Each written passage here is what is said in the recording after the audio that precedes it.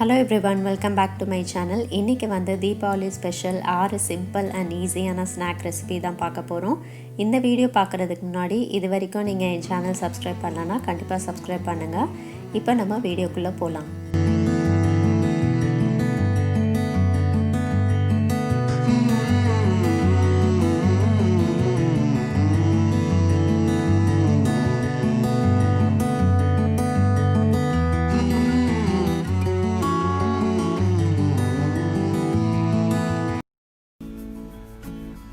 முதல்ல ஒரு table spoon ஓமம் ஒரு பவுலில் எடுத்துக்கோங்க.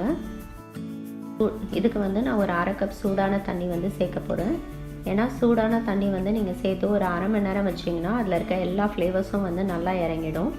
அரை மணி நேரத்துக்கு அப்புறம் பார்த்திங்கன்னா இது மாதிரி கலரே வந்து நல்லா சேஞ்ச் ஆகிடும். இந்த ஸ்டேஜில் வந்து இதை நல்லா வடிகட்டி எடுத்துக்கோங்க.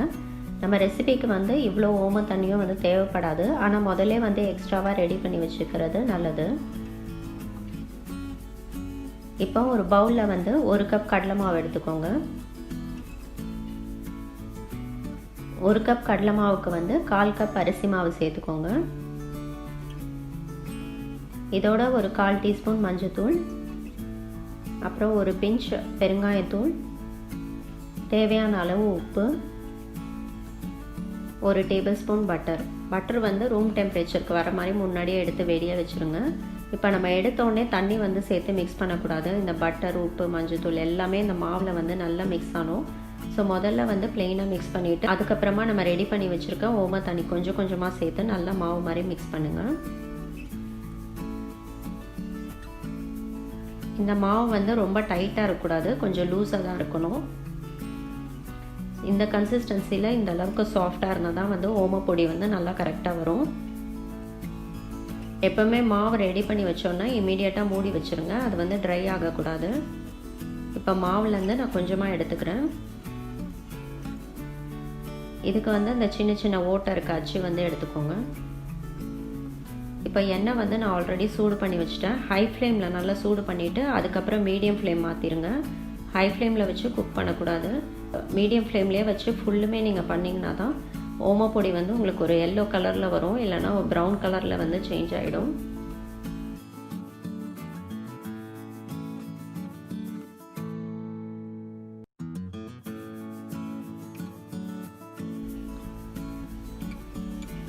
ஸோ இப்போ பபிள்ஸ் கம்மியானதுக்கப்புறம் இன்னொரு சைடு திருப்பி குக் பண்ணுங்கள்.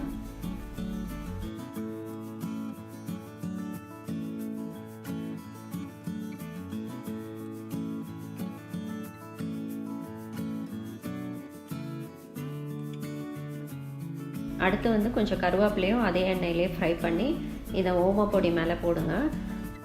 நான் ரெடி பண்ணி வச்சுருக்க மாவுக்கு வந்து கிட்டத்தட்ட 3 பேட்ச் வந்து இதை மாதிரி நான் ரெடி பண்ணேன் ஓமப்பொடி. ஸோ அந்த அளவுக்கு உங்களுக்கு வரும்.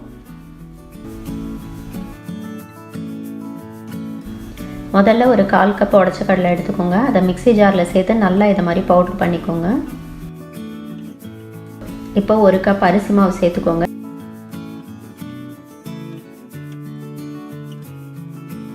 இதோட நம்ம அரைச்சி வச்சுருக்க உடச்ச கடலை பவுடரும் சேர்த்துக்கோங்க.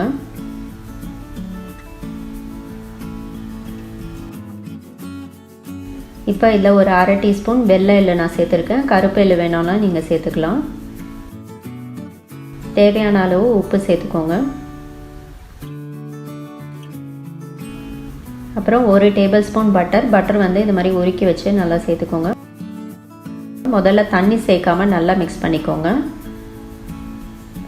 அதுக்கப்புறம் தண்ணி வந்து கொஞ்சம் கொஞ்சமாக சேர்த்து நல்லா முறுக்கு மாவு மாதிரி ரெடி பண்ணிக்கோங்க.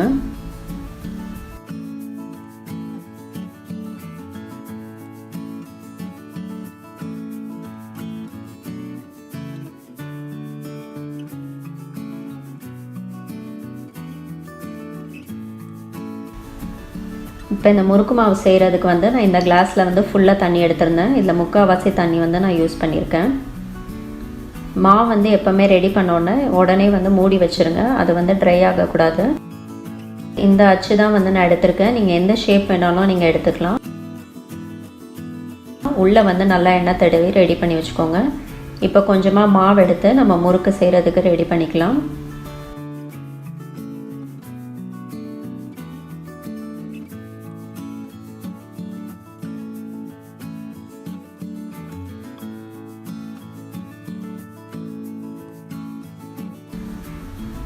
இப்போ எண்ணெய் நல்லா சூடாயிடுச்சு. எண்ணெய் நல்லா சூடானோடனே இதை மாதிரி முறுக்கு ரெடி பண்ண ஆரம்பிங்க. டைரெக்டாக வந்து நீங்கள் எண்ணெயிலே வந்து முறுக்கு ரெடி பண்ணலாம். அப்படி இல்லைன்னா கரண்டியில் முதல்ல செஞ்சுட்டு அதுக்கப்புறம் வந்து நீங்கள் எண்ணெயில் சேர்க்கலாம். 2 மெத்தடை ஃபாலோ பண்ணலாம்.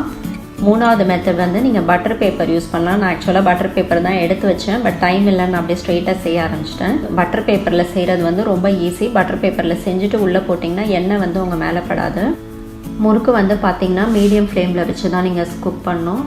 2 பக்கமும் வந்து பபிள்ஸ் வந்து ஃபுல்லாக ஸ்டாப் ஆனதுக்கப்புறம் எடுத்துருங்க. இப்போ நம்ம சூப்பரான முறுக்கு வந்து ரெடி ஆகிடுச்சு. இது செய்கிறதுக்கு வந்து ஒரு 10 நிமிஷத்துலேருந்து 1/4 மணி நேரம் தான் ஆகும். இந்த ரிப்பன் பக்கோடா செய்கிறதுக்கு 1 கப் அரிசி மாவு எடுத்துக்கோங்க. 1 கப் அரிசி மாவுக்கு வந்து 1/2 கப் கடலை மாவு, அதுக்கப்புறம் 1 டேபிள் ஸ்பூன் பட்டர் வந்து ஆப்ஷனல் தான், ஆனால் பட்டர் வந்து சேர்த்திங்கன்னா ரொம்ப நல்லாயிருக்கும். அதுக்கப்புறம் 1/2 டீஸ்பூன் சால்ட்டு, அப்புறம் 1 டீஸ்பூன் மிளகாய்த்தூள், 1/4 டீஸ்பூன் மஞ்சத்தூள், அப்புறம் 1/4 டீஸ்பூன் வந்து பெருங்காயத்தூள். இதெல்லாமே தேவைப்படும். இது போக வந்து 1 டேபிள் ஸ்பூன் வந்து கொஞ்சம் சூடான எண்ணெய் வந்து கடைசியாக சேர்க்கணும். அப்புறம் மாவு ரெடி பண்ணுறதுக்கு தேவையான அளவு தண்ணி எடுத்து வச்சுக்கோங்க.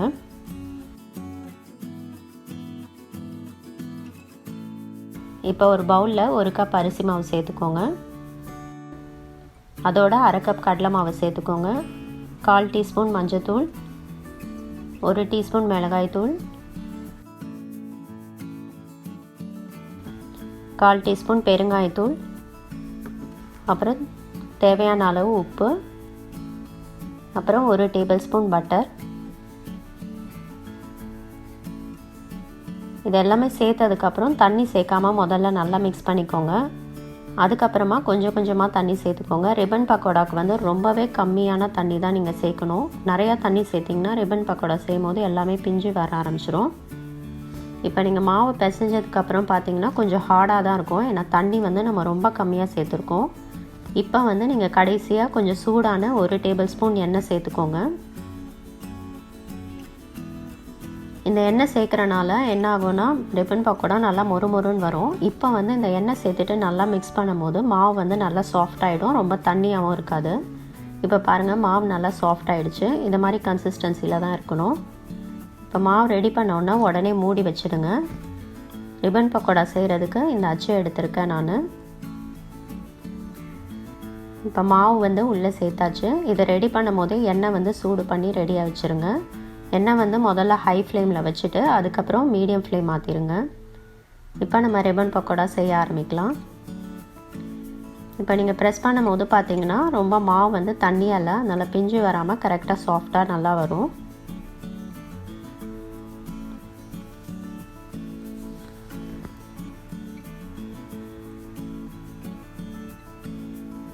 இந்த பபிள்ஸ் வந்து நல்லா ஸ்டாப் ஆனதுக்கப்புறம் 2 பக்கமும் திருப்பி நல்லா ஃப்ரை பண்ணிக்கோங்க.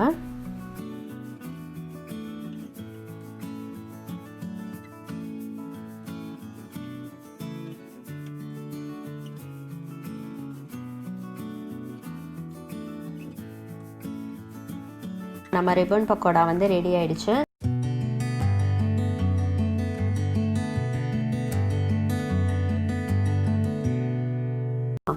ஒரு கப் கடலைப்பருப்பு வந்து நல்லா தண்ணியில் அலசிட்டு இதை மாதிரி கொஞ்சம் தண்ணி ஊற்றி 3 மணி நேரம் ஊற வச்சுருங்க.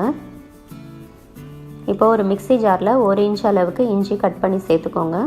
அதுக்கப்புறம் 4 பல்லு பூண்டு தோல் எடுத்துகிட்டு சேர்த்துக்கோங்க.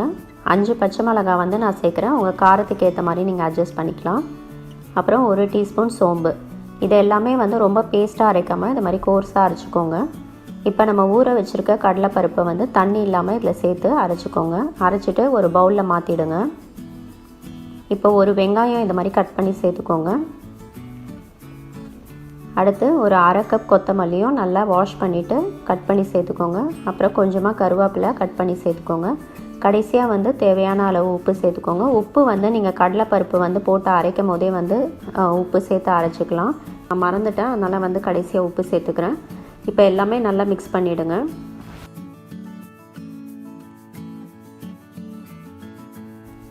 இப்போ எண்ணெய் நல்லா சூடாயிடுச்சு. நல்லா சூடானோன்னே மீடியம் ஃப்ளேம் மாற்றிடுங்க. இப்போ வடை மாவு கொஞ்சமாக எடுத்து கையில் இதை மாதிரி தட்டி சேர்த்துருங்க. மசாலா வடை வந்து செய்கிறது ரொம்ப ஈஸி. மீடியம் ஃப்ளேமில் வச்சே குக் பண்ணுங்கள். அப்போ தான் வந்து வடை வந்து உள்ளேயும் நல்லா வெந்திருக்கும். இல்லைனா வெளியே மட்டும் நல்லா ப்ரௌன் கலரில் கிறிஸ்பியாக இருக்கும், உள்ளே வந்து வேகாமல் இருக்கும். இப்போ 2 பக்கமும் நல்லா கோல்டன் ப்ரௌன் ஆகிற வரைக்கும் நல்லா ஃப்ரை பண்ணிக்கோங்க.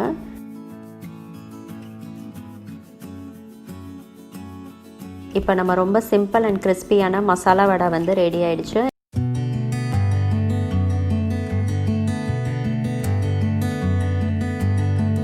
ரிங்பூருக்கு வந்து செய்ய ஆரம்பிக்கிறதுக்கு முன்னாடி முதல்ல வந்து 2 டேபிள் ஸ்பூன் வந்து இந்த மாதிரி சிறுபருப்பு அரை மணி நேரம் தண்ணியில் ஊற வச்சு எடுத்துக்கோங்க. இது ஏற்கனவே நான் அரை மணி நேரம் தண்ணியில் ஊற வச்சுட்டேன். இதை வந்து நான் இப்போ சேர்க்க போகிறேன். அடுத்து இப்போ பேனில் வந்து 1 கப் வந்து தண்ணி சேர்த்துக்கோங்க. நான் வந்து 1 கப் வந்து அரிசி மாவு சேர்க்க போகிறேன். அதனால் 1 கப் வந்து தண்ணி சேர்த்துருக்கேன். இதில் வந்து இந்த பருப்பு வந்து சேர்த்துக்கோங்க. இப்போது அடுத்து வந்து 2 டீஸ்பூன் வந்து பட்டர் சேர்த்துக்கோங்க. இதில் தேவையான அளவு உப்பு சேர்த்துக்கோங்க. ஒரு 1/4 டீஸ்பூன் வந்து பெருங்காயத்தூள் சேர்த்துக்கோங்க. 1 டீஸ்பூன் சீரகம் சேர்த்துக்கோங்க. அடுத்து 1 டீஸ்பூன் வந்து எள்ளு சேர்த்துக்கோங்க. நெக்ஸ்ட்டு 1 டீஸ்பூன் வந்து மிளகாத்தூள். தண்ணி வந்து இது மாதிரி கொதிக்க ஆரம்பிச்ச அப்புறம் நம்ம வந்து மாவை சேர்த்துக்கலாம். நான் வந்து 1 கப் வந்து அரிசி மாவு எடுத்து வச்சுருக்கேன். அரிசி மாவு வந்து ஏற்கனவே நல்லா ட்ரை ரோஸ்ட் பண்ணி எடுத்து வச்சுருக்கேன். இப்போ இதை சேர்த்துக்கலாம்.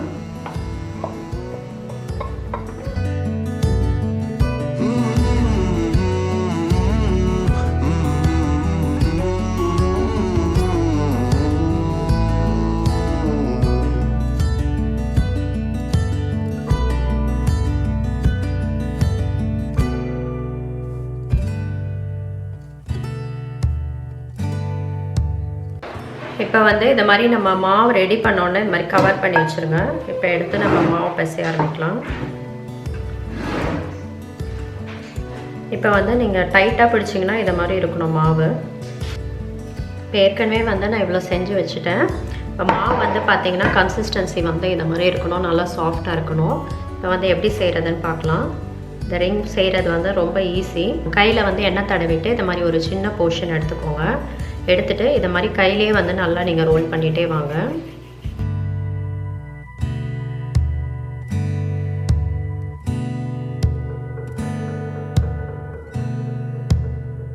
இப்போ வந்து உங்கள் விரலையை யூஸ் பண்ணிக்கோங்க. உங்கள் விரல் யூஸ் பண்ணி இப்படியே ரோல் பண்ணிக்கோங்க.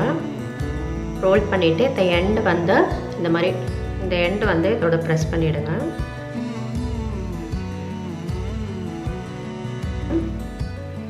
இது வந்து ரொம்ப ஈஸியான மெத்தட். உங்களுக்கு வந்து கையில் பண்ணுறது வந்து கஷ்டமாக இருந்ததுன்னா நீங்கள் வந்து பூரிக்கட்டை கூட யூஸ் பண்ணிவிட்டு நல்லா ரோல் பண்ணிவிட்டு கட் பண்ணி பண்ணலாம். பட் அதை விட எனக்கு தெரிஞ்சு இது வந்து ரொம்ப ஈஸியான மெத்தட் தான்.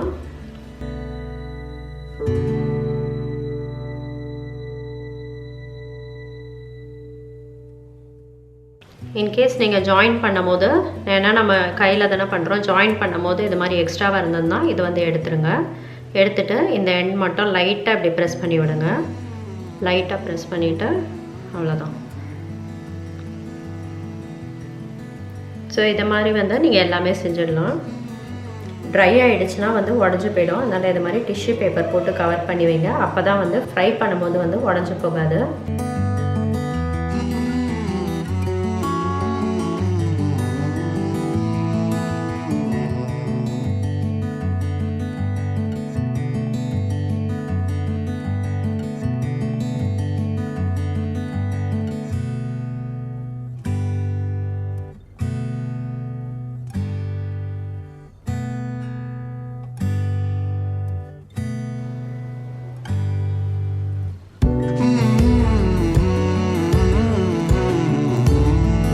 இந்த ஸ்நாக் வந்து ரொம்ப ரொம்ப ஈஸியான ஸ்நாக். கடலைப்பருப்பு ஃப்ரையை நம்ம ஹல்திராம்ஸில் கிடைக்கும்ல, அது மாதிரி தான் வந்து செய்ய போகிறோம். இதுக்கு வந்து நான் 1/2 கப் வந்து கடலைப்பருப்பு எடுத்துருக்கேன். இதை வந்து 1 மணி நேரம் வந்து தண்ணியில் ஊற வச்சுருக்கேன். உங்களுக்கு வந்து குவிக்காக செய்யணுன்னா நீங்கள் வந்து கொஞ்சம் ஹாட் வாட்டர் வந்து சேர்த்துட்டு ஒரு 30 மினிட்ஸ் ஊற வச்சிங்கனாலே நல்லா இதாகிடும். தண்ணி வந்து வடிகட்டி எடுத்தாச்சு. இதை வந்து இப்போ கிச்சன் டவலுக்கு மாற்றிடுங்க. ஏன்னா நல்லா ட்ரையாக இருக்கணும் நம்ம ஃப்ரை பண்ணும்போது. இப்போ மேலேயும் வந்து ஒரு கிச்சன் பேப்பர் வைக்க போகிறேன். ஏன்னா சீக்கிரமாக நல்லா ட்ரை ஆகிறதுக்கு தான். இப்போ நல்லா ட்ரை ஆகிடுச்சு. இதை எடுத்துடலாம். இப்போ வந்து இதை டீப் ஃப்ரை பண்ண போகிறோம். எண்ணெய் வந்து நல்லா சூடாயிடுச்சு. இப்போ வந்து நம்ம ஃப்ரை பண்ண ஆரம்பிக்கலாம்.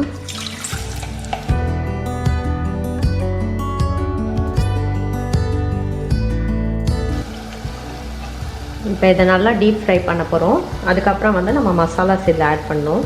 இப்போ வந்து பபிள்ஸ் வர்றது வந்து ரொம்ப கம்மியாயிடுச்சு. அப்படின்னா வந்து நல்லா ஃப்ரை ஆகிடுச்சுன்னு அர்த்தம். இப்போ வந்து இதை மாற்றிடுங்க டிஷ்யூ பேப்பருக்கு.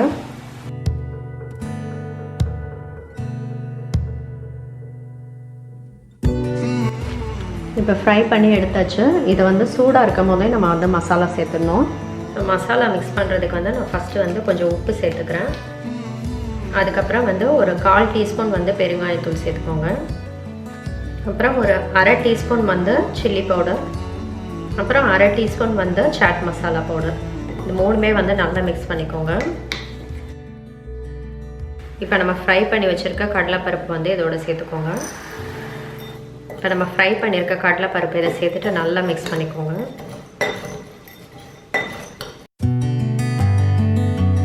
இதில் வேணும்னா நீங்கள் அடிஷ்னலாக வந்து 1/4 டீஸ்பூன் வந்து ஜிஞ்சர் பவுடர், இஞ்சி பவுடராக கிடைக்குது, அது கூட வந்து சேர்த்துக்கலாம். இப்போ நம்ம ஹல்திராம் ஸ்டைலில் வந்து சன்னா தால் ஃப்ரை வந்து குவிக்காக ரெடி ஆகிடுச்சு. ரொம்ப ஈஸி தான் இந்த ரெசிபி செய்கிறது.